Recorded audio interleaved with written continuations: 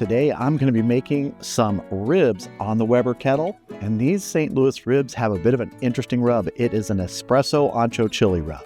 Now earlier I fired up the Weber kettle, put water in a water pan in there. I want to have a lot of moisture in here today because one of the things I'm going to try and do, I'm not guaranteeing it, I'm going to just try and do it without wrapping, and I'm going to be smoking them with apple wood today. Now here are St. Louis ribs. I didn't trim these up. These are just the way they came. Membrane is still on the back. I'm not going to remove the membrane. If you want to, go ahead, no problem. And there's plenty of surface moisture here, so we don't need any binder.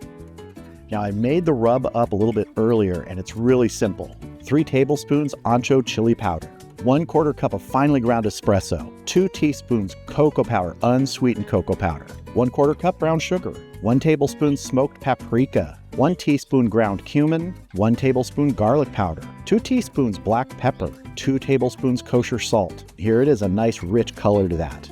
Birds are chirping out here. It's like really starting to feel like summer, even though today's a cool day. Ribs are going to be perfect. Okay, so I want to go ahead and season up the backside here first.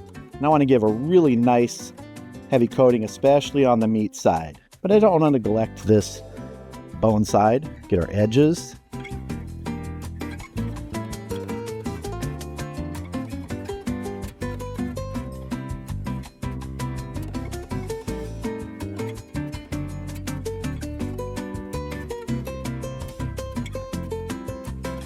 All right, let's go ahead and get this on the Weber kettle. My target kettle temp today is 250 degrees.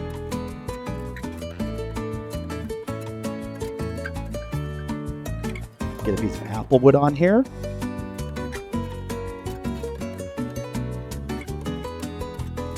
We'll get this closed up and we'll come back in 1 hour and check and see if we need to spritz.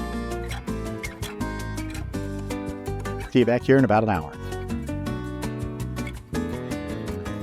All right, we've been going an hour. Let's go ahead and check our ribs, see how they're doing, see if we need to spritz. Also, before that, I always get questions, where do I get my wood? Right here, Sharp Cooking Wood. It's the Wood Shed. It's in the city of Orange. Great people. This isn't sponsored. I just love them. Great product, great people. It's looking really, really good. Nice color. I do think I want to give this a bit of a spritz though, just using plain water.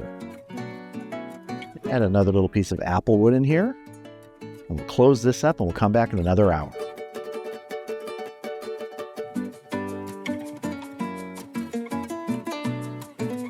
All right, we've been going for 2 hours. Let's give it another look, see if we need to spritz, see how we're coming along. Temp's been holding really steady right around that 250. Just absolutely loving the color here. Do you want to give it a little spritz here? Remember, my goal is to not have to wrap these, so I want to make sure there's good moisture. We are starting to get some pullback on the bones right here at the end.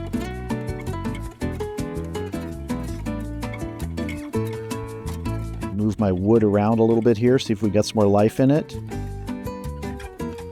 Another little piece of that apple wood. Get our lid back on. We'll come back in another hour, give it a check. Usually with this type of rib, unwrapped, I find it between 4 and 5 hours, occasionally a little longer, but right around 5 is usually the max I've found for unwrapped St. Louis style ribs, but we'll see. All right, we've been going 3.5 hours. I got stuck on a phone call, so I didn't hit the 3-hour mark. Let's go ahead and check our ribs, see how they're doing. Those are looking great. That color is amazing. I'm going to do a tenderness check here. Just kind of probe between the bones. Feeling pretty good, little resistance. From the feel of it, I'm thinking we're going to have about an hour left. So I'm going to put the lid back on and we're going to let these go another hour. We'll check them again, but I'm pretty sure they'll be just where I want them then. See you back here in an hour. All right, we're 4.5 hours into this cook. I almost positive they're going to be done, but let's check.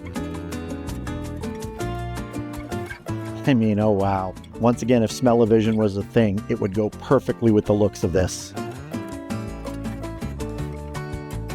I mean, with that pullback, these are looking good. I'm just going to do a quick probe here. Oh yeah, that is butter. So I'm going to get these off, let them rest for about 5 or 10 minutes, and we're going to have a taste. All right, our ribs have been resting for about 5 minutes. Let's dive in. Let's see if I can get between the bones here.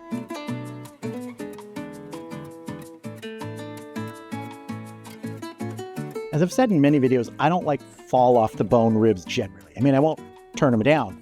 I prefer a little bit more like bite off the bone. So let's see.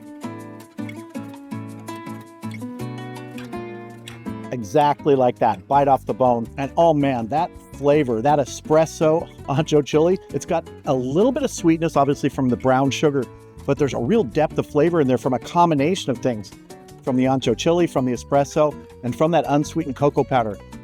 That's a great combination and great on ribs.